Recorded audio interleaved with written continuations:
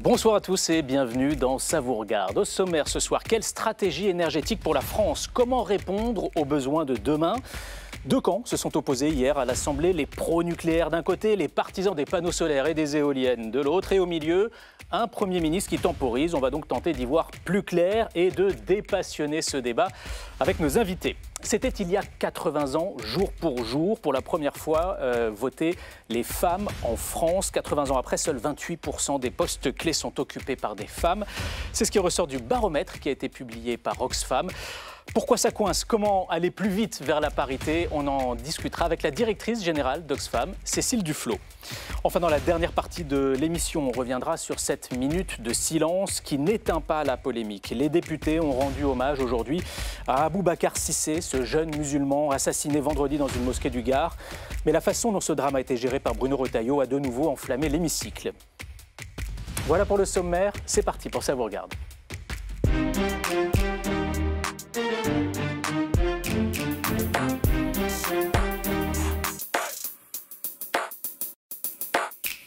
Les éoliennes face au vent contraire de l'Assemblée. Le gouvernement va-t-il réduire ses ambitions en matière d'énergie renouvelable face aux pressions du RN et de la droite? Quelle sera la stratégie énergétique de la France pour les 10 ans à venir?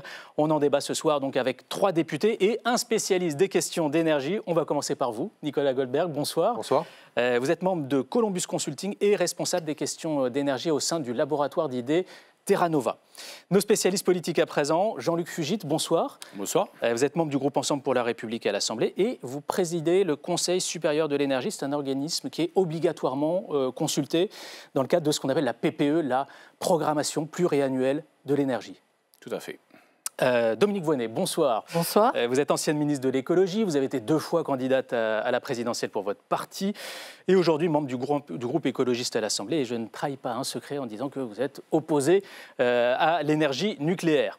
Et face à vous, Maxime Amblard, bonsoir. Vous êtes député Rassemblement national de la Meuse et dans le civil, vous avez été ingénieur nucléaire chez Framatome, je crois. Exactement. Alors on est sur un sujet qui est à la fois très politique et très technique. Valérie Brochard va donc nous aider à y voir plus clair. C'est le récap.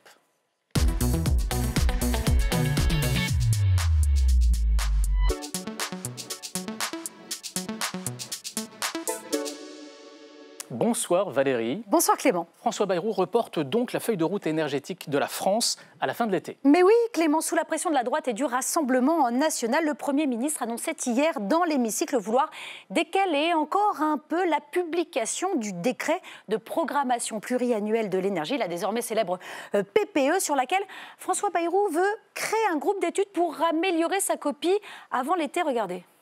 Ces conclusions nous permettront d'avancer dans la définition de notre politique énergétique. Elles permettront également au gouvernement de proposer à la suite une version améliorée et corrigée de notre prochaine programmation pluriannuelle de l'énergie. Ça fait presque 2 ans que la révision de la stratégie qui doit permettre à la France d'atteindre la neutralité carbone en 2050 est attendue. La loi énergie-climat de 2019 prévoyait bien l'adoption par le Parlement de cette PPE à l'été 2023, mais c'était sans compter la majorité relative à l'époque, encore plus affaiblie aujourd'hui depuis la dissolution. Alors le gouvernement pensait donc faire passer la chose discrètement par décret, sauf que les députés n'ont pas du tout apprécié la manœuvre et depuis, Marine Le Pen ne décolère pas. Monsieur le Premier ministre, vous savez que cette PPE est intenable. C'est pourquoi vous avez accepté notre demande de résister aux pressions en adoptant par un décret illégal cette PPE, sans aucun débat ni aucun vote du Parlement. Et le Rassemblement national laisse planer la menace d'une censure en l'absence de vote. Du côté de la France insoumise aussi, la pilule a bien du mal à passer. Regardez. Vous deviez présenter une loi pluriannuelle sur l'énergie et le climat en 2023. Vous avez 2 ans de retard. Et en plus, le débat d'aujourd'hui ne donnera lieu à aucun vote, car vous avez peur de la démocratie. Mais plus dangereux encore pour le gouvernement, certains au sein même du bloc central déplorent aussi cette stratégie pour le député Horizon qui va suivre. Non seulement le décret n'est pas la formule idoine, mais son contenu pose également problème. Vous ne trouverez jamais personne chez Horizon qui vous reprochera de prendre des décisions par décret. Cependant, les temps ont changé. Et il me semble absolument nécessaire que nos concitoyens soient éclairés par le débat parlementaire sur cette question énergétique.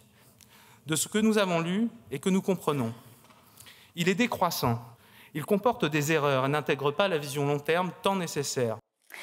La PPE propose de garantir la sécurité énergétique et la maîtrise des prix pour être moins dépendant des importations en gaz et en pétrole. Concrètement, il s'agit de ramener la part des énergies fossiles dans la consommation énergétique française d'environ 60% aujourd'hui à 30% en 2035 en les remplaçant, entre autres, par de l'électricité bas carbone. Jusqu'ici, tout va bien. Mais pour avoir du bas carbone, il n'y a pas 36 solutions, il y en a 2.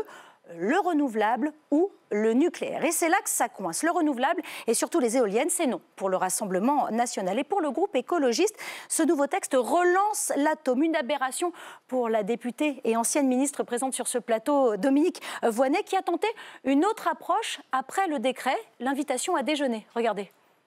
Premier pari hasardeux, allonger à 60 ans la durée de vie des centrales nucléaires. Alors qu'aucun réacteur au monde n'a jamais fonctionné plus de 55 ans, second pari hasardeux, construire 6 EPR2 et peut-être 8 de plus. Il faut ici rappeler le désastre de la filière EPR. Dans n'importe quel autre secteur, on parlerait de fiasco industriel. Monsieur le Premier ministre, invitez-moi à déjeuner. En 1 heure, j'approfondirai ce que je n'ai pas pu dire en 5 minutes. Alors le temps presse, Clément. Les industries de l'énergie ont besoin de s'organiser, alors elles en sauront peut-être un peu plus le 6 mai prochain lors d'un second débat, toujours sans vote, mais cette fois organisé au Sénat. Eh ben, ça sera pour nos confrères de Public Sénat. Absolument, Clément. Merci beaucoup, Valérie Brochard. On a bien compris que le gouvernement est sous pression sur cette programmation pluriannuelle de l'énergie. On va peut-être commencer par un tour de table politique sur ce qui s'est passé dans l'hémicycle hier. Le ressenti de chacun. Maxime Amblard, je commence par vous. Vous aviez menacé, vous, le RN, de censurer le gouvernement sur cette programmation pluriannuelle de l'énergie. Est-ce que le discours d'hier du Premier ministre a répondu à vos attentes ? Le discours du Premier ministre hier a été bienvenu dans une petite partie, mais il y a toujours cette histoire d'énergie renouvelable intermittente, je précise, intermittente. Le Rassemblement national n'est pas contre les énergies renouvelables. On fait la promotion de l'hydraulique. Comme j'ai dit dans mon discours, on est tout à fait pour le biogaz, pour la biomasse. On est contre les énergies renouvelables intermittentes et, je préciserai, diffuses. C'est-à-dire, pour vous, il faut arrêter totalement l'installation d'éoliennes, de panneaux solaires ? Quand vous avez le choix entre 2 technologies maîtrisées qui, d'un côté, sont pilotables et concentrées, et donc moins chères à l'installation, et de l'autre côté, intermittentes et diffuses, le choix se porte naturellement vers ce qui est le plus performant, et donc les énergies pilotables et concentrées. Et ça, c'est la physique qui le dit. C'est pas juste un combat d'idées ou quoi que ce soit. L'énergie est une question sérieuse. L'énergie est une partie de la physique. La physique est une science. La science a ses lois, et c'est des lois qui ne changent pas à travers le temps. Donc, pour décider, à mon avis, il serait à même de se concentrer sur ces choses-là plutôt que de faire un combat d'idéologie ou de considérer le mix énergétique comme étant un portefeuille boursier dans lequel on ferait un peu de tout au cas où.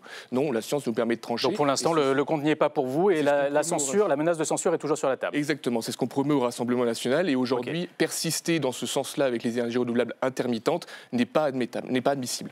Jean-Luc Fugit, quand vous entendez hier dans l'hémicycle le député de droite Jérôme Nury menacer de faire tomber le gouvernement si François Bayrou ne revoit pas sa copie, est-ce que vous n'avez pas un sérieux problème là ? Moi, personnellement, non, je n'ai pas de problème. Vous et votre famille politique et ce gouvernement auquel votre famille politique participe. Je crois que hier, en fait, c'est ce qu'il faut bien retenir. On parle de science, justement, parce qu'on parle d'énergie, comme le disait M. Amblard, on parle de science. Et en fait, le vrai sujet, ce sont les énergies fossiles. Notre dépendance aux énergies fossiles est beaucoup trop forte, 60%. On a vu les chiffres donnés par Valérie à l'instant. C'est aussi les émissions de CO2 qui continuent donc à être trop importantes, elles diminuent. On a engagé donc des politiques donc, de réduction des émissions de CO2 grâce à la sobriété, grâce à l'efficacité, mais aussi grâce à la production d'énergie renouvelable, d'électricité renouvelable et d'électricité par la voie nucléaire. Je tiens quand même à préciser que 2024, 95% du mix électrique, qui est une partie du mix énergétique, à ne pas confondre, eh bien c'est 2 tiers. Un petit peu plus de 2 tiers, 67% de nucléaire, et c'est 1 tiers les renouvelables. 150 TWh, un record. On n'avait jamais atteint un tel niveau de production d'énergie renouvelable. On devrait plutôt être fiers de cette production d'énergie renouvelable. Alors vous êtes déjà dans le débat de fond. Moi, j'étais d'abord sur un petit tour de table politique et cette menace de censure, mais ça n'a pas l'air de vous inquiéter. Vous n'y croyez pas une censure du gouvernement liée à... Vous inviterez M. Nury. Moi, ce qui m'intéresse, c'est que l'on avance maintenant sur cette PPE et sur ce débat autour de la souveraineté énergétique, parce que je vous rappelle qu'hier, il ne s'agissait pas d'un débat sur la PPE. Il s'agissait, théoriquement, en tout cas, c'est ce que j'ai exprimé à la tribune de l'Assemblée nationale, d'un débat sur la souveraineté énergétique, la PPE étant une partie. Très bien. Dominique Voynet, le RN et la droite menacent de censurer le gouvernement sur cette stratégie énergétique de la France. Qu'est-ce qu'il en est du côté des écologistes ? C'est leur faire un trop gros cadeau que de commenter inlassablement un problème tactique. Et fait de chantage et de menaces. Moi, ça ne m'intéresse pas du tout.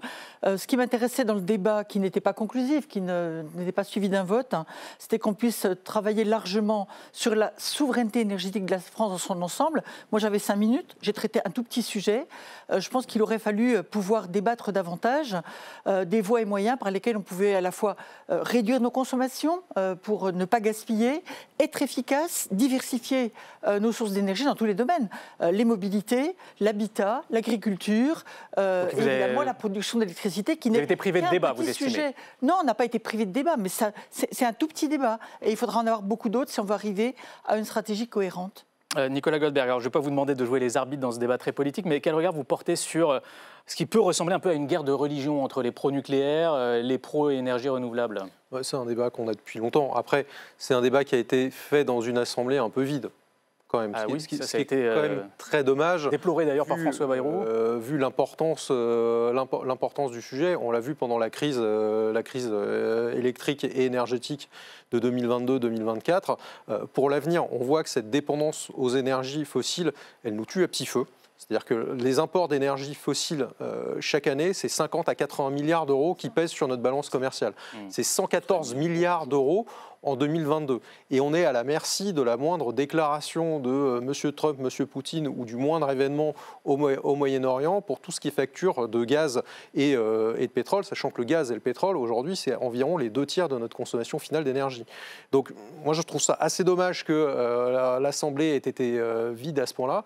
Vous savez, ces oppositions renouvelables versus nucléaire, on pensait les avoir dépassées parce qu'on s'est dit finalement, vu qu'il y a tellement de fossiles qu'on aura besoin de beaucoup plus d'électricité, donc il y aura de la place pour tout le monde. Aujourd'hui, on a un vrai problème, c'est qu'on est en train de rater cette électrification. Et donc, comme on rate cette électrification, finalement, il y a peut-être de moins en moins de place pour tout le monde, et donc on revient à des guerres de chapelle, alors que le débat qu'on devrait avoir, c'est comment est-ce qu'on accompagne cette électrification qui ne doit pas être juste une constatation et qu'il va falloir accompagner. C'est ce qui va déterminer effectivement les choix faits dans le cadre de cette programmation pluriannuelle de l'énergie. Tout part de nos besoins en électricité dans 10 ans à venir. Il faut dire quand même que beaucoup de parlementaires n'ont aucune culture dans le domaine de l'énergie.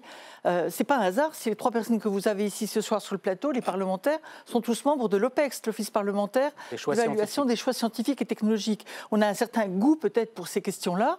Il y a d'autres parlementaires qui sont spécialisés dans d'autres sujets, des sujets peut-être plus sociaux ou plus sociétaux. Mais c'est vrai que c'est un sujet sur lequel peu de parlementaires sont impliqués. On va en parler avec vous qui êtes des spécialistes. Tout part de nos besoins en électricité pour 2035. C'est un postulat de départ fait par le gouvernement. La part de l'électricité dans la consommation d'énergie en France devrait passer de 27 à 39% en 2035. Ce scénario, il vous semble crédible, Nicolas Goldberg ? Il me semblait crédible jusqu'à il n'y a pas si longtemps. Vous savez, cette programmation énergétique, en fait, elle ne vient pas de nulle part. Il y a eu les travaux de RTE et de l'ADEME en 2021, les futurs énergétiques, on en a beaucoup débattu. Les exercices ont été mis à jour. Il y a eu le bilan moyen terme 2023-2035, il y a le bilan 2024 qui est en train d'être travaillé. Là, il va y avoir probablement des mises à jour qui vont être faites de tous ces exercices. Donc, ça vient quand même de loin. Ça vient de loin, mais vous émettiez vous-même des doutes à l'instant sur le fait qu'on ne va pas vers l'électrification massive. Parce que ce n'est pas des prévisions. C'est ce qui se passerait si on atteignait des objectifs, si on faisait sérieusement cette transition énergétique. Après, c'est sur base de tenue des objectifs de politique publique. Et là, je me tourne vers Jean-Luc Fugit, en tant que représentant de la majorité. On a un peu le sentiment qu'on affiche des objectifs et en même temps, dès qu'il y a des problèmes d'économie budgétaire, on rogne sur tout ce qui va vers la transition énergétique. Donc est-ce que finalement, on n'est pas en train de rater ce qu'expliquait Daniel Goldberg, l'électrification Nicolas, pardon. Daniel Goldberg, oui, alors, je voudrais préciser que le E de PPE ne veut pas dire électricité. Le E de PPE, oui, c'est l'ensemble de la problématique énergétique. Et donc, il n'y a pas que l'électricité. D'ailleurs, au passage, il y a aussi le gaz. Et dans le gaz, on passe du gaz au biogaz. N'oublions pas les biogaz. Je fais partie des rares qui en ont parlé hier à la tribune, des gaz renouvelables aussi, quand on va vers les renouvelables. Alors, ce que je crois qu'il ne faut pas oublier, c'est que l'objectif majeur de tout ce que nous faisons, c'est d'essayer de diminuer notre dépendance aux énergies fossiles. C'est ça l'objectif. Et aujourd'hui, aux pays qui la fournissent à la France. Dans mon groupe, Ensemble pour la République, nous considérons qu'opposer le nucléaire au renouvelable, on n'en a ni le temps, ni le luxe. Et même d'aller opposer les renouvelables entre elles. Et nous, ce que nous souhaitons, parce que vous avez présenté l'émission en disant qu'il y a d'un côté ceux qui sont pour le nucléaire et ceux qui sont pour le renouvelable, pas du tout. Il y a aussi ceux qui sont pour les deux, et le nucléaire et le renouvelable, parce que ce sont deux solutions pour lutter contre le seul, vrai et unique problème, pas unique, mais en tout cas principal problème, c'est les énergies fossiles et notre trop forte dépendance. Donc ça veut dire qu'à vos yeux, le RN ne défend pas la souveraineté énergétique de la France? Souveraineté énergétique, parce qu'il y a deux raisons derrière. Il y a la problématique du CO2 par rapport évidemment à l'impact climatique et l'impact sur la biodiversité, etc. Et puis il y a aussi cette dépendance trop forte, M. Goldberg le rappelait, 65 milliards d'euros par an, 180 millions d'euros par jour importés d'énergie fossile. Et donc cette dépendance de pays qui sont des pays pas toujours amis, toujours hostiles. Si je comprends bien votre message, là vous ciblez le Rassemblement national quand il s'oppose au développement des énergies renouvelables type éoliennes. Oui, je sais que le Rassemblement national s'oppose, on l'a vu en 2023. Donc Maxime Amblard, en 2023, vous attaque sur la souveraineté de la France, qui est quand même le champ de bataille du Rassemblement national. Ça me fait doucement rire parce qu'on mélange tout. Déjà, on nous accuse d'être contre les renouvelables, ce qui n'est pas le cas. Encore une fois, c'est les renouvelables intermittents. Et je vous entends tous parler, mais à la fin, personne ne parle de la composante prix. Pourquoi l'électrification aujourd'hui ne se fait pas? Peut-être parce qu'on a un prix de l'électricité qui a explosé. Sous le mandat d'Emmanuel Macron d'ailleurs, avec des règles de tarification... Président de la République, oui. Oui, le président de la République, avec des règles de tarification qui sont complètement absurdes et qui aujourd'hui nous privent de l'avantage compétitif que l'on a avec le nucléaire, qui a le coût de production, je le rappelle aujourd'hui, le plus bas du monde, surtout le nucléaire prolongé. Et puis aussi, on ne parle pas du coût, du prix, oui, du coût de ce que serait la transition énergétique si on mixait d'un côté des renouvelables intermittents et du nucléaire. Ce qu'on dit au Rassemblement national. Mais il y a un coût aux énergies fossiles, vous êtes d'accord là-dessus? Bien sûr, mais ça, c'est tout le monde, je pense, est d'accord ici aujourd'hui sur le fait qu'il faut réduire nos émissions de gaz. C'était dans mon propos hier. Il faut réduire nos émissions de gaz à effet de serre, ça c'est sûr. Oui, mais comment dans les 10 ans qui viennent? Parce qu'en fait, il y a aussi une question de tempo. Là, on a lancé des EPR, mais ils ne vont pas voir le jour, ils ne vont pas être mis en fonction dans les 10 ans qui viennent, ces EPR. Il y a tout à fait 2038 au plus tôt. Donc ça, c'est parce que vous avez mal géré et vous n'êtes pas capable de réussir. Quand même. Donc vous restez pendant les 10 ans qui viennent dans la dépendance aux... Nous avons besoin de renouvelables. D'ici là, c'est aussi, il y a une volonté politique derrière. Il ne faut pas non plus dédouaner une entreprise sous le giron de l'État. Vous poserez la question à Bernard Fontana quand vous le déciderez. Avec plaisir. Qu'est-ce que vous répondez à tout ce qu'on entend là? Et c'est vrai que depuis 2017, la consommation d'électricité en France, elle a baissé. C'est en volume, je crois qu'on est passé de 480 à 449 TWh. Est-ce qu'on a besoin de fabriquer toutes ces éoliennes, tous ces panneaux solaires? L'un des enjeux dont on n'a pas encore parlé, c'est le premier volet de la stratégie énergétique, c'est réduire les consommations qui ne sont pas nécessaires. Isoler les bâtiments.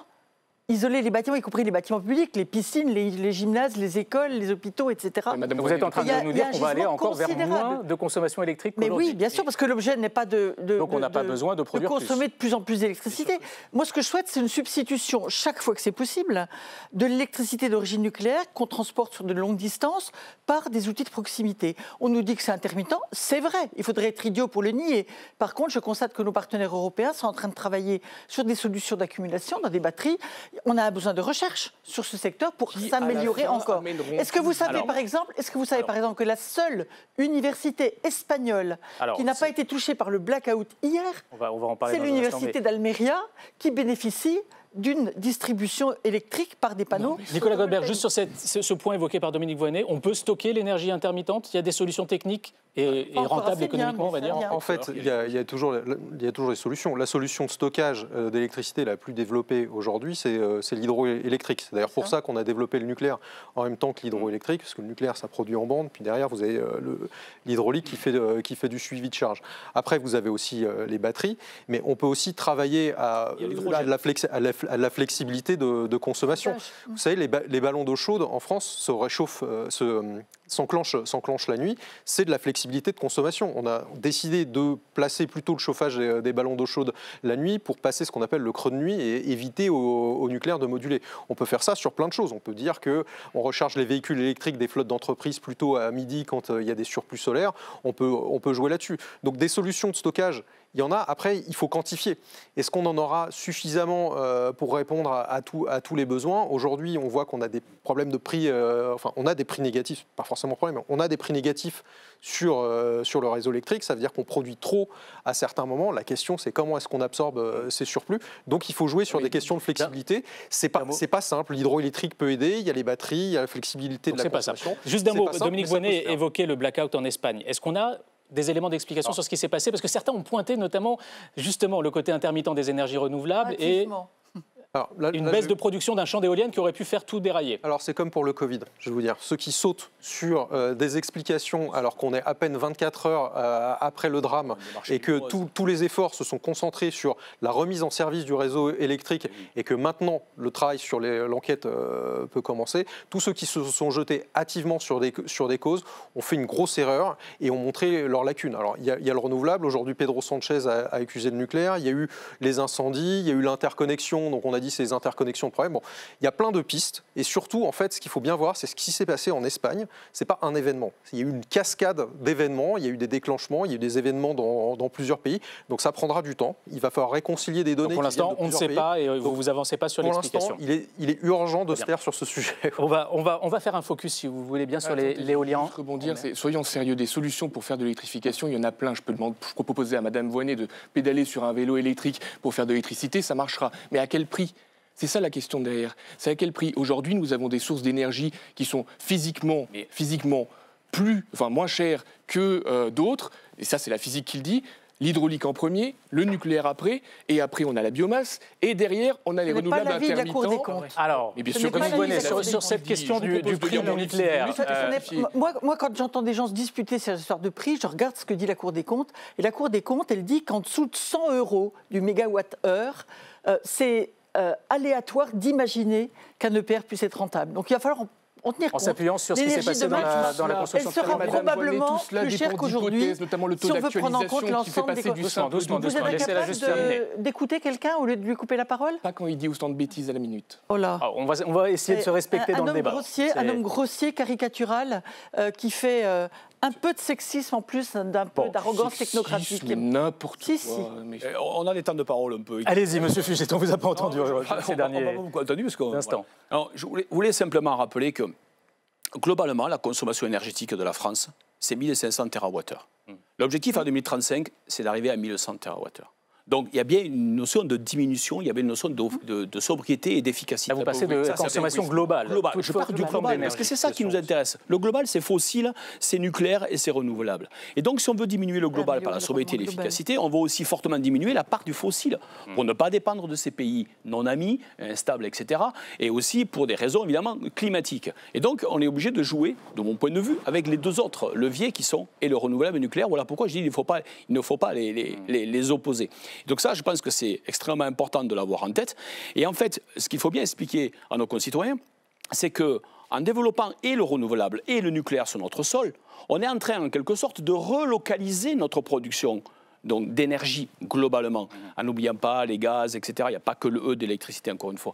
Et tout ceci nous amène à ce moment-là à pouvoir aussi créer de l'emploi. Et tout ceci, on en a besoin dans notre pays. Donc c'est un récit, c'est ce côté-là qu'il faut aussi porter. Et ça me paraît extrêmement important de l'avoir en tête, parce que l'idée, c'est de produire une énergie décarbonée, une énergie locale et une énergie qui est abondante et à prix compétitif. On a compris votre Je voulais vous dire point. sur la question du prix. Je n'ai pas pu m'exprimer sur le prix, si vous permettez. Oui, le nucléaire à 60 € du mégawattheure, comme le dit la Creux, on voit de l'éolien aussi, de l'éolien à 80, etc. On peut se dire, mais tiens, le nucléaire, ça coûte moins cher. Sauf qu'en fait, en réalité, quand on regarde les choses de manière objective, on a investi depuis longtemps sur le nucléaire. Donc, quelque part, on a amorti. Alors que sur le renouvelable, on a démarré plus tard et on est en train d'industrialiser. Et donc, du coup, pour développer le renouvelable, on a besoin d'un soutien plus important. Et donc, c'est normal qu'à un moment donné, ça coûte un peu plus cher. En revanche, tous les nouveaux efforts qu'il va falloir faire sur le nucléaire, à la fois pour prolonger les centrales actuelles, pour les nouvelles centrales, et encore une fois, je n'y suis pas opposé, donne-nous le bien, j'ai même été rapporteur de la loi sur la sûreté nucléaire. Eh bien, l'idée, c'est qu'il va falloir là aussi investir, il va falloir aussi en parler, il va falloir parler aussi. Donc il y a aussi un coût du nucléaire aujourd'hui, de ces nouveaux EPR. Ne disons pas que le nucléaire, c'est mieux que les ENR par rapport au coût. En fait, globalement, il faut par contre regarder que tout ça, c'est sur notre sol et que c'est de l'emploi, c'est de l'autonomie, c'est de la souveraineté et c'est ça qui est le plus important. On va faire un point sur l'éolien en mer. On va faire un point sur l'éolien en mer parce que la France a quand même une façade maritime énorme, ça pourrait être considéré comme un atout stratégique pour la France, mais elle a pris beaucoup de retard par rapport à ses voisins. Alors, quels sont les objectifs de la France et pourquoi ça bloque sur ce point précis? On fait le point avec Maïté Frémont. « 80 turbines de près de 200 mètres de haut, en pleine mer, au large de Saint-Nazaire. Elles sont les toutes premières éoliennes offshore de France, installées là depuis 3 ans, après des années de tractation. À plein régime, elles produisent 480 MW d'électricité et alimentent à elles seules chaque année 700 000 personnes. Et 1 gigawatt, c'est à peu près 1,5 million d'habitants par an. On a un objectif à 2050 qui est de 45 gigawatts installés. Ça peut paraître beaucoup, mais quand on regarde l'espace maritime en métropole, c'est que 2% de l'espace maritime qui serait mobilisé par des éoliennes en mer. Et pourquoi on va en mer? En fait, simplement parce qu'on a des vents qui sont beaucoup plus forts et beaucoup plus réguliers. La France compte aujourd'hui 3 parcs éoliens en mer en service. 6 autres sont en construction, mais certains chantiers prennent du retard, comme celui dans le Calvados, qui aurait dû voir le jour l'année dernière. Un glissement de calendrier avec de lourdes conséquences financières. Ça a un autre impact économique certain sur les entreprises qui investissent, je pense à la sous-traitance, qui attendent des commandes de la part des développeurs pour pouvoir fabriquer les équipements, les livrer, pour pouvoir produire des services. 10 autres projets sont en phase de mise en concurrence ou de développement un peu partout sur le territoire. L'objectif de la France, construire 50 parcs éoliens en mer d'ici les 25 prochaines années. Alors Dominique Voynet, je me tourne vers vous en priorité parce que vous allez devoir nous quitter un peu avant la fin de ce débat. Comment faire pour accélérer la production d'éoliennes, l'ouverture de champs éoliens en mer en France quand on voit tous les obstacles là, qui ralentissent un peu ces différents projets? Alors on est d'accord que les éoliennes en mer ou ailleurs, c'est un des éléments d'une stratégie énergétique qui associe énormément d'outils. Donc on ne va pas mettre de l'éolien en mer n'importe où, n'importe comment. On va le faire après un travail très sérieux d'identification des sites optimaux qui ne nuiront pas à d'autres activités. Ensuite... Mais ce travail n'a pas été fait à vos yeux, là ? Il suffit d'écouter le syndicat des énergies renouvelables et leurs spécialistes éoliens pour se rendre compte de la lourdeur technocratique, bureaucratique de ces dossiers. Donc vous êtes pour la simplification administrative. Donc, je suis pour la simplification administrative, ce qui ne veut pas dire... les habitants de la région qui s'opposent. Ce qui ne veut pas dire que c'est la phase de consultation du public qu'on doit zapper. Simplement, une consultation, elle se fait sur la base d'un dossier qui a été travaillé avec l'ensemble des acteurs. Parce que parmi les opposants aux éoliennes, il y a aussi des membres de votre propre famille, les écologistes. Vous savez, ça peut arriver tout simplement parce qu'on doit choisir le meilleur site et la solution la plus adaptée aux besoins qu'on identifie. Ce qui suppose un débat démocratique de qualité. Mais par exemple, si vous voulez me poser des questions précises, moi je défends un parc éolien en Bretagne du Sud qui fait l'objet d'une certaine réserve de la part des militants de mon parti, mais ça ne me fait pas changer d'avis. Celui au large de Belle-Île-en-Mer, c'est ça? C'est ça. Sur ces obstacles, simplification administrative, Jean-Luc Fugit, ça a été initié par le gouvernement, mais visiblement, ça ne suffit pas encore. Peut-être, mais on a eu dans les lois de 2023 qui ont été adoptées, donc à la fois sur l'accélération pour la production des énergies renouvelables et aussi pour la simplification des procédures pour le nucléaire. On a eu un certain nombre de démarches donc, qui vont dans le bon sens. Et je pense que ça, c'est particulièrement important, souhaitable. Et d'ailleurs, j'en profite, puisqu'on parle de 2023, pour dire que la PPE, c'est par rapport un petit peu à ce qui a été présenté, en fait, ça ne fait pas 3 mois qu'on en discute de la PPE là, pour 2035. Ça fait plus de 3 ans. Et il y a eu beaucoup de concertations, il y a eu des groupes de travail avec des parlementaires, des élus locaux, des spécialistes, des scientifiques. Donc aujourd'hui, elle n'arrive pas comme un cheveu sur la soupe, la PPE là, qui est proposée. Cette PPE, elle vient de quelque part. Qu'il faille éventuellement réajuster encore des paramètres, déplacer quelques curseurs, pourquoi pas. Mais ne faisons pas semblant de découvrir que la PPE arrive comme ça d'un coup. Et d'ailleurs, si jamais elle n'était pas adoptée, plus tard, parce que pour l'instant, le décret n'est pas pris, Il n'y a pas d'adoption de décret. Oui, c'est encore conditionné à l'adoption de la proposition de loi de dans certaines présentations, parfois on pourrait croire que le décret a été pris. Il n'a pas été pris, le décret. C'est-à-dire que tous les éléments sont encore dans le débat. Exactement. Pour vous, cette PPE, elle peut encore bouger, on peut faire bouger les curseurs. C'est ce qu'a dit le Vous le souhaitez? Vous l'avez remarqué. Il peut y avoir des... Enfin, moi, je pense qu'il faut la publier assez rapidement. Pourquoi? Parce que les filières ont besoin de visibilité, ont besoin de stabilité, et les investisseurs ont besoin que leur investissement soit sécurisé. Et d'ailleurs, si cette PPE est retardée, ce décret est trop retardé, que va-t-il se passer? Eh bien, on a justement des appels d'offres sur de l'éolien en mer qui ne peuvent pas être lancés. En revanche, moi, je pense qu'on peut très bien adopter le décret très rapidement. Et s'il y a un débat parlementaire qui devient un débat législatif, vous voyez ce que je veux dire, c'est-à-dire qui donne naissance à une loi programmatique, eh bien, comme la loi est supérieure au décret et que cette loi programmatique nous donne sur certains aspects une différence avec le décret, eh bien, la loi viendra écraser le décret, on réactualisera le décret. On est dans de la politique fiction. Non, je ne suis pas de la politique fiction, je suis assez pragmatique et réaliste. Je regarde un petit peu ce qui s'est passé. Et vu ce que j'ai entendu hier et vu ce que j'ai entendu lors des débats en 2023, j'avoue être à ce stade assez sceptique sur la possibilité d'avoir un texte qui soit adopté en partant du texte que souhaitait voir examiner le Premier ministre, à savoir le texte qui vient du Sénat. La proposition sénatoriale est intéressante. D'ailleurs, vous remarquerez... Alors, attendez, j'aimerais qu'on reste sur les éoliennes avec Maxime Amblard. Les éléments de programmation qu'il y a dans la loi qui vient du Sénat sont très proches de ceux qui sont dans le décret en préparation de la PPE. Il faut avoir le courage de le dire. Maxime Amblard, sur les éoliennes, on a compris... Pardon? En mer. Ouais. En mer, voilà. Vous êtes contre les éoliennes en mer aussi, j'ai envie de dire, c'est-à-dire qu'il y a un enjeu d'acceptabilité très fort sur l'éolien terrestre qu'on peut comprendre. Là, on parle d'éoliennes au large des côtes françaises. Je vais vous dire, vous n'êtes pas prêt à intégrer ces... Je vais mettre ma casquette d'ingénieur. Si on ne fait pas ces éoliennes en mer, au-delà du coût de production, etc., on économise 38 milliards d'euros. 38 milliards d'euros, c'est des emplois en jeu derrière. Attendez, c'est le coût de raccordement de ces éoliennes en mer. 38 milliards d'euros, je vais vous faire un cadeau pour les chiffres, c'est l'équivalent de 4 PR2, à peu près. Vous en êtes sûr de ça, quand on voit le dérapage du coût de l'EPR de Flamanville? 10 milliards par EPR2, c'est quand même pas mal, c'est assez large. C'est à peu près 4 EPR2. 4 EPR2, c'est environ 40 TWh par an, 40 TWh par an que ces éoliennes en mer ne produiront jamais par an. 4 EPR2, c'est des emplois aussi. C'est à peu près 1000 employés par EPR, etc. Je n'oppose pas les EPR aux éoliennes, on a besoin des deux. Mais je vous donne juste ce qui est plus efficace économiquement et ce qui permettra d'avoir le plus faible coût d'électricité, donc le plus fort pouvoir d'achat pour les Français, la meilleure compétitivité pour les entreprises, etc. Dilapider notre argent dans des sources qui sont reconnues comme moins efficaces, ce n'est pas la bonne solution. Ce que je vous propose de faire, moi, c'est de mettre tous les moyens en œuvre que nous avons pour réussir à construire nos 2 premières paires de PR2 d'ici 2035. Et ce n'est pas irréaliste dans le monde. Il faut... Et vous pointez vous-même la perte de savoir-faire de la filière nucléaire française. Il faut moins de 10 ans pour construire des réacteurs. Je ne vois pas pourquoi EDF ne pourrait pas... Alors, vous dites 2035. Alors, du coup, d'ici 2035, on réduit comment nos émissions de CO2 ?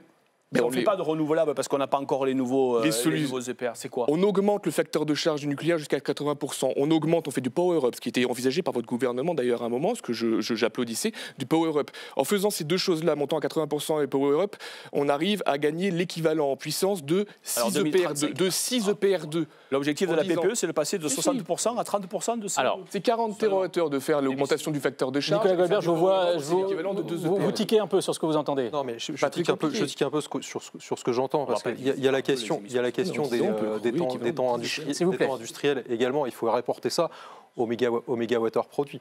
Le dernier appel d'offres d'éolien offshore, il est sorti à 45 € du mégawattheure, hors raccordement. Je vous mets le raccordement dedans, c'est... Allez, 20 €, ça sort à 65 €. C'est extrêmement compétitif. Après, est-ce que ça veut dire qu'il faut faire que ça? Donc vous êtes en train de contredire les chiffres de Maxime Amblard. Effectivement. Mais après, est-ce que ça veut dire qu'il faut faire que ça? La réponse, c'est non aussi. Parce que, si vous voulez, si on prend l'énergie la moins chère, on met des grands parcs solaires au sol et c'est ce qu'il y a de moins cher. Le problème, c'est qu'on va avoir un problème d'équilibrage du réseau, d'occupation des sols et on ne peut pas faire qu'une technologie comme ça. C'est pour ça qu'il faut avancer en parallèle sur les deux et électrifier. Et 18 gigawatts, ça produit quand même pas mal de térawattheures d'éolien en mer. On regardera les chiffres ensemble si vous le souhaitez. Mais voilà, il ne faut pas opposer les deux et surtout, il faut rapporter ça au mégawattheure produit. C'est pour ça qu'on a besoin d'un mix. Il faut prendre en compte les temps industriels.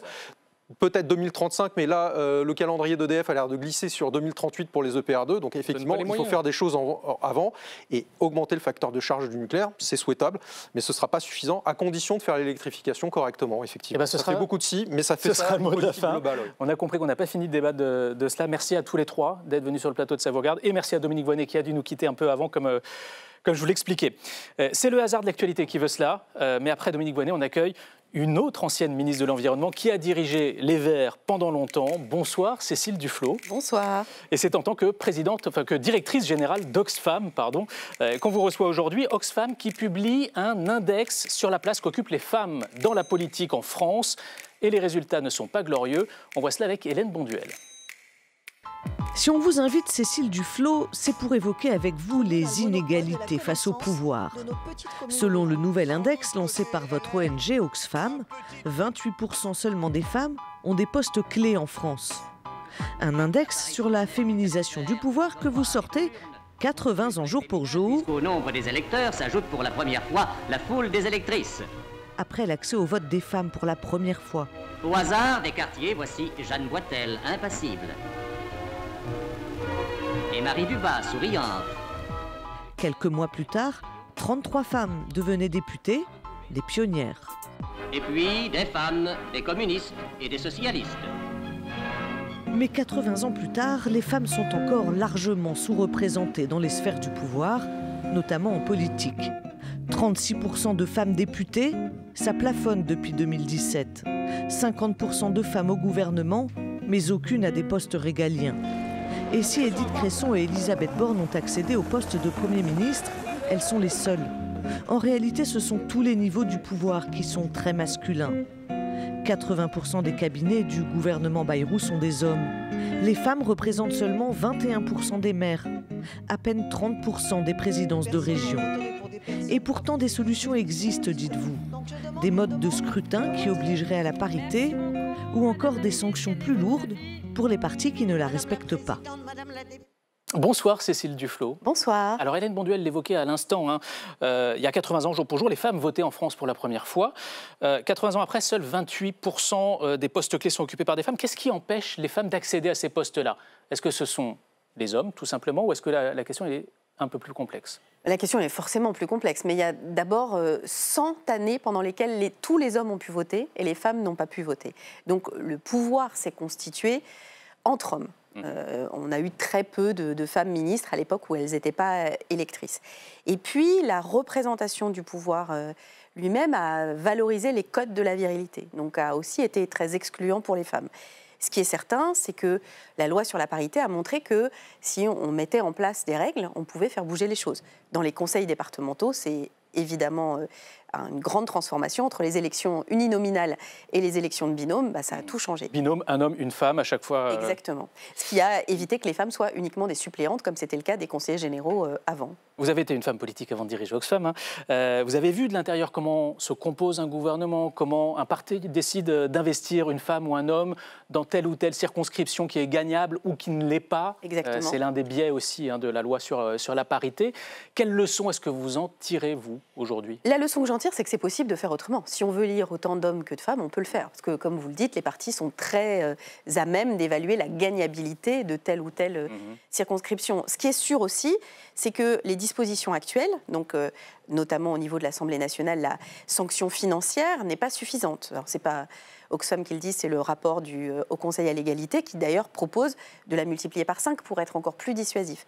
Ça permet aussi de réfléchir aux modalités d'élection, mais ce que je trouve intéressant dans notre rapport, il est gratuit en ligne sur le site oxfamfrance.org, c'est qu'on est allé au-delà de juste le gouvernement et les députés et les sénateurs. On est allé voir les postes de direction de cabinet, des hauts fonctionnaires, les postes de hauts fonctionnaires, les postes de direction générale des services dans les collectivités. Et là aussi, on voit qu'il y a beaucoup de chemin à parcourir. Et donc, plus on reste dans cette situation, plus aussi ça freine l'accès des femmes aux responsabilités. Donc c'est pour ça qu'il faut qu'il y ait un acte 2 de la parité pour pouvoir faire bouger les choses. On va évoquer cet acte 2, mais avant cela, on va quand même poursuivre le diagnostic fait par Oxfam. Peut-être d'abord sur le côté gouvernement, la place des femmes dans le gouvernement en France. Alors, De prime abord, on a l'impression que la France est plutôt bonne élève, avec une parité respectée aujourd'hui en tout cas. Mais quand on rentre dans les détails, on voit que sur les ministères dits régaliens, donc les plus importants en termes de pouvoir, eh bien là, zéro femme. Les femmes sont absentes, en tout cas aujourd'hui. Aujourd'hui, zéro femme, clairement. C'est ça le vrai baromètre, il n'est pas là le vrai baromètre. C'est un très bon baromètre. Oui, bien sûr, il est là. On pourrait l'évaluer aussi en fonction des budgets qui sont gérés. Ce qui est sûr, c'est que si on regarde dans le monde quel est le principal poste ministériel occupé par les femmes, c'est celui du droit des femmes et ensuite de la famille. Donc, ça dit quelque chose. Ce qui est sûr, c'est que ça n'est vraiment pas une fatalité. Il y a eu un moment en France, c'était sous Nicolas Sarkozy, où les postes régaliens étaient... Effectivement, c'était le gouvernement Fillon 2 de mémoire, je crois. Peut-être même le premier. Je crois que c'est le deuxième, juste après les législatives, on a vérifié. Voilà. D'accord. Mais ça veut dire que finalement, il n'y a pas forcément de clivage droite-gauche sur cette question, quand on voit que c'est un gouvernement de droite qui a offert, entre guillemets, cette possibilité aux femmes d'être sur des ministères régaliens. Alors, ce qui est sûr, c'est que les avancées des droits des femmes en matière politique, elles ont fluctué. Le lendemain de la Seconde Guerre mondiale, dont l'accession l'éligibilité et la capacité de voter. Mais les lois de la parité qui ont, elles, été votées par la gauche ont fait beaucoup avancer les choses, mais ça n'est pas une garantie. J'allais dire que la famille politique n'est pas une garantie pour que les choses progressent. Et ce qui est certain, c'est qu'au Parlement, là c'est quand même très significatif, on a reculé. C'est-à-dire que la part des femmes a diminué. Ça, c'est le bilan que vous faites de cette nouvelle Assemblée issue de la dissolution. Comment vous expliquez justement, alors qu'on était plutôt sur une pente ascendante, où les femmes occupaient de plus en plus de place à l'Assemblée, numériquement, et puis aussi sur des postes clés. Comment vous expliquez ce recul aujourd'hui ? Je pense qu'il y a quelque chose d'assez, d'ailleurs, qui illustre à quel point il faut des règles et il faut du volontarisme politique. C'est que dans l'urgence, plouf, on retombe sur les vieilles habitudes et hop, on met... C'est ça qui s'est produit Oui, c'est ça qui s'est produit, très simplement. C'est-à-dire que instinctivement et spontanément, un certain nombre de partis ont massivement investi des hommes et donc le résultat s'en est ressenti. Donc c'est vraiment très important de se dire que si on ne le fait pas de façon volontaire, ça ne se fait pas naturellement. Je parlais des conseillers départementaux, mais on pourrait parler des maires. Aujourd'hui, les conseils municipaux sont paritaires, ils vont l'être aussi dans les petites communes. On est à peine à 20% de femmes maires. 20% de femmes maires. Voilà. Et donc après tant d'années, y compris avec des listes aux élections municipales qui étaient des listes paritaires, ça ne suffit pas pour que les femmes deviennent maires. Donc il faut continuer de remettre l'ouvrage sur le métier et puis aussi commencer très tôt sur la représentation du pouvoir. Dès l'enfance, on sait que, je parlais des codes de la vérité qui sont associés au code du pouvoir. Parce que l'histoire, on est aussi un pays où, à cause de la loi Salix, c'est que les hommes qui pouvaient être rois. Donc c'est vraiment inscrit dans une espèce de gène collectif. Et donc il faut mettre en place des règles, des mesures, des politiques volontaristes pour inverser la tendance. Alors vous liez aussi l'enjeu de la place des femmes en politique à l'enjeu des droits des femmes dans la société. Il faut des femmes au poste clé pour faire progresser les droits des femmes, selon vous, Alors d'abord, la conquête du droit de vote, c'est une conquête de féministes. On a le droit à des femmes qui se sont engagées de longue date. Elles ont parfois été soutenues par des hommes, mais pas toujours. C'est vraiment un combat de femmes. Et d'ailleurs, toutes les avancées des droits des femmes, que ce soit sur l'IVG, l'accès à la contraception, toujours, ce sont des femmes militantes, engagées. Mais si on regarde les dernières avancées, par exemple, la PMA pour toutes, la constitutionnalisation de l'IVG... C'est encore des femmes. C'est pas Emmanuel Macron. C'est des femmes qui ont porté, notamment sous le biais de propositions de loi, pour faire avant qu'Emmanuel Macron ne s'empare du sujet. Il avait décidé d'en faire, de faire de ces sujets-là la grande cause. Et là aussi, on avait publié un rapport qui s'appelait Grande cause, petit bilan, pour dire qu'au-delà des paroles, en fait, en matière d'égalité, ce qui fonctionne, ce sont les actes. Les grands engagements, la main sur le cœur, ça ne suffit pas si on ne met pas en place des politiques qui permettent d'aller au bout de ces engagements. Alors, vous le disiez à l'instant, vous réclamez un acte 2 de la parité. Vous dites qu'il faut en passer par la loi. Qu'est-ce qu'il faut mettre concrètement dans la loi pour changer cette donne ? Alors, on a fait nôtre les recommandations du Haut Conseil à l'égalité qui ont très clairement proposé un certain nombre de pistes, notamment de réfléchir aux règles électorales. On a vu sur les conseils départementaux. On voit qu'au Parlement européen, là, les choses fonctionnent. Parce qu'on fonctionne sur de la proportionnelle, scrutin de liste. Ça veut dire qu'il faut passer à la proportionnelle aux législatives. On peut avoir des proportionnelles correctives aussi. Il y a plein de scrutins mixtes. Donc il y a tout un tas de dispositifs qui permettraient d'atteindre cet objectif. Augmenter les pénalités pour être très dissuasif. Parce qu'elles ne le sont pas aujourd'hui. C'est quoi la pénalité aujourd'hui pour un parti qui ne respecte pas un équilibre homme-femme dans ses candidatures aux législatives ? Alors, en fait, c'est sur la première part du financement public, c'est-à-dire celui qui est lié aux voix récoltées lors du premier tour des élections législatives, et c'est de l'ordre de 30 à 50% du financement qui aurait dû être reçu, qui est amputé par tranche de non-parité. Donc c'est un petit peu compliqué, mais ce qui est sûr, c'est que le montant, qui peut pourtant parfois se compter en millions d'euros, n'est pas suffisamment dissuasif pour les partis pour qu'ils s'obligent à présenter. Je dis bien, on parle juste là de présenter, on ne parle même pas de parité de résultats, on parle juste de présentation de candidature. Et sur les autres scrutins, les municipales par exemple Alors sur les municipales et sur le fait qu'il y ait des maires, je pense que... Parce qu'on a déjà du mal à avoir des candidats dans certaines communes, donc il faut rajouter ce critère. Oui et non, parce que les dernières études ont montré quand même qu'il y a beaucoup de gens qui continuent de se présenter et que si c'est plus ouvert, on peut aussi avoir des gens qui ne se poussent pas du col pour être candidats, mais qui, si on va les chercher, pourront être candidates. Vous savez, moi, mon histoire de femme politique, c'est d'avoir été dans un parti qui a toujours mis la parité dans ses statuts et dans toutes les fonctions. Et on est venu me chercher en me tapant sur l'épaule en me disant, en fait, ce serait bien qu'il y ait une femme, mais je n'aurais jamais été candidate, moi, spontanément. Et je pense que c'est souvent le cas des femmes parce qu'elles sont socialisées comme ça, c'est-à-dire qu'elles sont... Il y a évidemment des exceptions, comme dans toutes les situations, mais l'immense majorité des femmes, elles sont moins à se mettre en avant pour être désignées candidates. Une question de style sur ce rapport d'Oxfam, il est rédigé en écriture inclusive. Ça veut dire que la féminisation des mots, ça fait partie du combat politique aussi? Oui, la féminisation, et il y a des gens que ça crispe, mais moi je voudrais les détendre. En fait, si la féminisation du langage, y compris en politique, elle est déjà de fait. Vous parlez de la ministre. Moi, il y a des articles, à l'époque où j'ai commencé la politique, on disait que le ministre était arrivé dans une robe. Et il y a des femmes ministres qui demandaient à être appelées Madame le ministre. Et ça, c'est très intéressant. Pourquoi ? Parce que ça faisait plus sérieux. Moi, j'ai été traumatisée, entre guillemets, par mon tout premier travail où j'avais écrit des lettres et je ne savais pas, en fait, donc j'avais écrit la directrice de cabinet.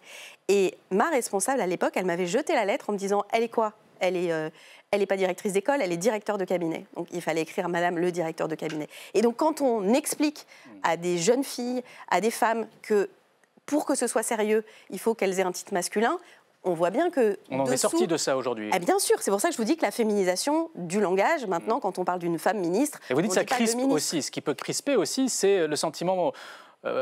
peut-être qu'on tord la langue. Mais la langue, elle évolue tout le temps. Ouais. Elle change tout le temps et heureusement, elle est vivante. Le français, on ne parle pas le français de l'époque de Baudelaire, on ne parle pas le français de l'époque de Rabelais. Le français, c'est une langue vivante et la non-féminisation des mots, c'est plutôt ça qui était une convention. Il y avait des ambassadrices et on a supprimé ce terme-là. C'était les femmes qui accompagnaient les princesses qui allaient se marier à l'étranger. Elles étaient nommées par le roi et elles étaient ambassadrices. Et on a ramené ce mot au statut, pendant un temps, de femme de l'ambassadeur. Donc, en fait, la convention a plutôt été de masculiniser le langage plutôt que de le laisser vivre comme il vivait d'ailleurs précédemment. On parle beaucoup aussi aujourd'hui de la montée des idées masculinistes dans la société française, chez une partie des hommes, chez les jeunes hommes notamment. Chez certains jeunes hommes. Chez certains jeunes hommes, oui. Comment vous l'expliquez ça ? Quand il y a des révolutions et des grandes avancées, et je pense que MeToo a été un accélérateur de prise de conscience des violences faites aux femmes, du sexisme dans la société, il y a des moments de backlash, donc de réactions violentes en contre, mais ça ne veut pas dire qu'il faut lâcher les choses. Au contraire, il faut aussi être, je pense, pédagogue. Et c'est pour ça que je pense que la question de travailler sur ces sujets dès la petite enfance, c'est très important. Ça permet que les femmes aussi ne s'excluent pas des carrières scientifiques et ça permet aussi de libérer les hommes parce que être prisonnier d'une identité masculine où il faut être tout le temps fort, solide, ça a aussi fait des drames. Alors, pour conclure, on va parler un petit peu politique quand même parce que vous avez été dans ce milieu, vous avez baigné dedans, il y a une activité riche dans votre ancien parti. Vous en êtes plus membre, je crois, les écologistes ? Non. Vous n'en êtes plus membre. Non, de toute façon, Marie Tondelier, reconduite à la tête de ce parti.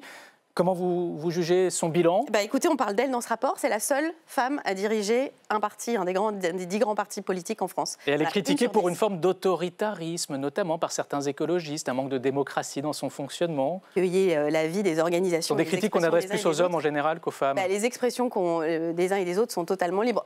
Moi, je ne m'exprime pas sur la vie partisane aujourd'hui parce que ce n'est pas mon rôle, mais je le dis, c'est aujourd'hui la seule femme, et quelle femme, qui dirige un parti politique en France. Et il y en a eu pas tant que ça, finalement. Et vous, la politique, c'est définitivement terminé ? Écoutez, pour l'instant, et ça fait maintenant presque autant de temps que j'ai été secrétaire nationale des Verts que je dirige Oxfam, avec un immense bonheur et avec le sentiment que ça contribue à faire... Qu'est-ce qui pourrait vous faire changer d'avis ? la perspective d'une victoire du Rassemblement national en 2027 ? Alors je pense que de toute façon, l'engagement contre l'extrême droite et contre les idées qui fracturent notre pays, c'est un engagement qu'on peut avoir à plein d'endroits dans le milieu politique. Mais lors des élections législatives de juillet, je pense qu'on doit, pour le coup, en tant qu'observatrice et engagée à la mobilisation de la société civile, l'efficacité des reports de voix dans l'entre-deux tours qui ont évité une majorité que j'aurais considérée comme dramatique à l'extrême droite. Donc c'est un engagement qui est un engagement politique au sens profond du terme, de croire qu'une société plus inclusive, plus juste et plus féministe, c'est possible. Merci beaucoup Cécile Duflot d'être venue sur LCP. Merci.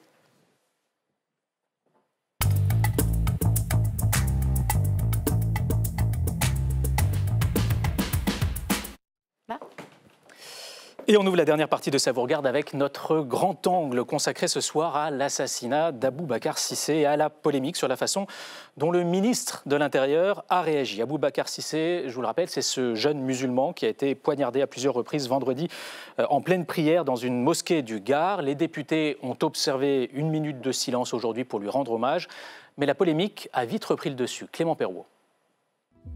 La présidente Yaël Braun-Pivet le sait, la séance de questions au gouvernement du jour s'annonce houleuse.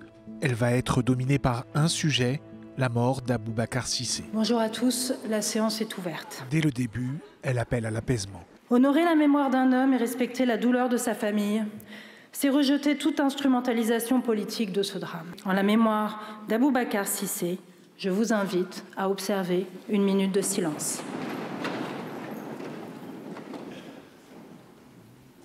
Cet hommage, la présidente l'a décidé quelques minutes avant la séance. Demandé par la France insoumise, il ne faisait pas consensus chez tous les groupes politiques. Dans les rangs, le calme sera de courte durée. La France insoumise monte rapidement au créneau. Monsieur le Premier ministre, l'islamophobie tue en France. Cette stigmatisation est orchestrée, alimentée quotidiennement par les plus hautes autorités de l'État. Votre ministre de l'Intérieur, lorsqu'il crie « à bas le voile », utilise des mots qui poussent ce crime. C'est simplement un prétexte à la récupération. Vous voulez diviser la France, vous voulez, comme à votre habitude, hystériser le débat politique. Je ne vous laisserai pas faire. Vous abîmez notre pays quand vous le communautarisez. Plus tôt dans la journée, la famille d'Aboubacar Cissé, des élus de gauche, des représentants d'associations et des militants antiracistes ont tenu à l'Assemblée une conférence de presse. Ils ont exprimé leur émotion et leur colère. C'était quelqu'un de bien associable, qui était un modèle pour nous tous. Les mots, il faut les nommer. C'est un crime islamophobe. C'est un acte terroriste. Et aujourd'hui, nous avons peur. Pourquoi un homme noir prend-il 50 coups de couteau dans une mosquée? Pourquoi un homme noir doit mourir aujourd'hui et qu'on doit réclamer cette vérité, cette justice? Cette journée à l'Assemblée l'a clairement illustré. La mort d'Aboubacar Cissé prend désormais une tournure très politique. Bonsoir Marie-Pierre Bourgeois. Bonsoir. Et bienvenue dans Ça vous regarde. Vous êtes journaliste politique et vous avez suivi de près ce dossier pour le site de BFM. Et puis à mes côtés également Stéphanie Despierres, que nos téléspectateurs connaissent bien. Bonsoir Stéphanie, journaliste donc parlementaire à LCP. On commence avec vous Stéphanie. Vous avez passé un peu la journée dans les couloirs de l'Assemblée à essayer de démêler un peu les fils de cette polémique autour d'une minute de silence qui n'allait pas de soi. Pourquoi ? Eh bien parce que le nouveau Front populaire, tous les présidents et présidentes de groupes de gauche, ce matin en conférence des présidents, c'est la réunion traditionnelle des présidents de groupe à l'Assemblée le mardi matin, ont demandé 1 minute de silence. Normalement, les règles de l'Assemblée disent qu'il n'y a pas de minute de silence pour des cas particuliers. Et du coup, il y a eu un débat. À ce moment-là, la présidente de l'Assemblée explique qu'elle a constaté qu'il n'y avait pas de consensus et pas de majorité pour organiser 1 minute de silence. Donc elle a décidé qu'il n'y en aurait pas. Sauf qu'à la sortie, il n'y a que Marine Le Pen qui s'est formellement opposée à ce qu'il y en ait une pendant cette réunion-là. Sauf qu'après, eh bien, tous les groupes de gauche sont intervenus dans les médias et ont fait monter la pression en disant que ce n'était pas normal, qu'il y avait 2 poids 2 mesures, qu'il fallait absolument symboliquement avoir 1 minute de silence. Et finalement, à peu près 1 heure, 2 heures heures avant le début des questions au gouvernement, Yaël Braun-Pivet a fait savoir qu'elle avait changé d'avis et qu'il y aurait bien une minute de silence. Ce qu'on sait, c'est que Marc Fesneau, notamment le président du groupe Modem, qui n'était pas à la fin de la conférence des présidents, donc qui n'avait pas donné son avis, en fait, a décroché son téléphone, a appelé Yaël Braun-Pivet, lui a dit « Je pense que c'est nécessaire de faire cette minute de silence » et ça a forcément pesé dans la balance. Vous évoquez l'existence de règles sur l'organisation de ces minutes de silence dans l'hémicycle. Quelles sont ces règles exactement? Alors, il y a eu déjà des polémiques sur certains qui voulaient faire des minutes de silence, d'autres pas. Donc, les règles avaient été un peu clarifiées en janvier cette année. Pendant la conférence des présidents, tout le monde s'était mis d'accord pour dire que c'était automatique ces minutes de silence pour rendre hommage à des policiers, des gendarmes, des militaires qui étaient tués en service ou à des personnalités françaises importantes ou à des victimes d'actes de terrorisme en France ou à l'étranger. Mais que pour le reste, il y aurait des minutes de silence quand il y avait une forte émotion, mais qu'il n'y aurait pas de minutes de silence pour les cas particuliers. En fait, le débat s'était posé en janvier au moment de la mort du jeune Elias tué à Paris par deux adolescents qui voulaient lui voler son portable. Marie-Pierre Bourgeois, sur cette minute de silence, on a revu les images dans le reportage, dans le sujet de Clément Perrault, et on voit que tous les députés présents dans l'hémicycle se sont levés, mais que dans les rangs du RN et de l'UDR, il y avait très peu de monde présent. Vous avez une explication à cela? Alors vous le disiez, il y a que Marine Le Pen qui s'est vraiment opposée à cette minute de silence. Dans le camp du Rassemblement national, on exprime qu'on est en train d'instrumentaliser ce fait divers et c'est pour ça que les députés du Rassemblement national n'ont pas voulu être dans l'hémicycle à ce moment-là. Une fois la minute de silence écoulée, ils sont rentrés dans l'hémicycle. Là où il y a une relative hypocrisie, c'est qu'il y avait une minute de silence pour Philippine, rappelez-vous, cette jeune femme tuée dans le bois de Boulogne. Il y en a eu également une pour Thomas, mort à Crépol. Donc on sent bien que malgré des nouvelles règles qui ont été précisées en janvier, ça reste compliqué aujourd'hui de trouver le bon dosage entre 3 minutes de silence, pas assez, notamment là sur un fait qui a quand même beaucoup marqué ce week-end politiquement. Alors, ce qui fait polémique aussi, c'est le temps qu'a mis Bruno Retailleau, le ministre de l'Intérieur, à se rendre sur place. Il a attendu 48 heures. La gauche estime que le ministre aurait réagi différemment si la victime avait été catholique. Je rappelle que Bruno Retailleau est aussi le ministre des cultes. Comment est-ce que vous jugez la façon dont il a géré, si l'on peut dire, ce drame ? En fait, quand vous êtes ministre de l'Intérieur, vous êtes ministre des urgences. On vous attend toujours sur le terrain de la sécurité. Bruno Retailleau, il le sait très bien. Regardez, la semaine dernière, il y a eu une attaque au couteau dans un lycée à Toulouse. Il y a été quasiment immédiatement. Nantes. Ça a été la même chose à Nantes, pardon. Oui. C'était la même chose en février lors d'une attaque à Mulhouse. Il sait très bien, Bruno Retailleau, qu'il est attendu là-dessus. Vendredi matin, quand il apprend qu'il y a une attaque au couteau dans une mosquée, il fait un tweet pour informer de la situation. Puis, il continue sa journée comme il l'avait prévu, avec d'un côté sa casquette de ministre de l'Intérieur. Il va visiter un commissariat, une gendarmerie, et sa casquette de candidat pour l'élection interne LR, avec 2 meetings, un à côté de Chambéry, un à côté de Bourg-en-Bresse. Ce qui est assez frappant, c'est que ce n'est pas forcément ce qu'il aurait fait, en effet, dans d'autres contextes. On l'a vu la semaine dernière. Moi, ce qui me frappe notamment, c'est que dimanche, il s'est rendu à côté des lieux du crime, mais il n'a pas été directement sur les lieux du crime. Il n'a pas rencontré la famille qui s'en plaignait tout à l'heure. Il n'a pas participé à la marche blanche alors qu'il était présent à la préfecture à quelques kilomètres de là, c'est ça? Oui, tout à fait. Donc on voit qu'il y a eu la volonté de Bruno Retailleau de manifestement dissocier véritablement sa réaction de ce qui s'est passé vendredi.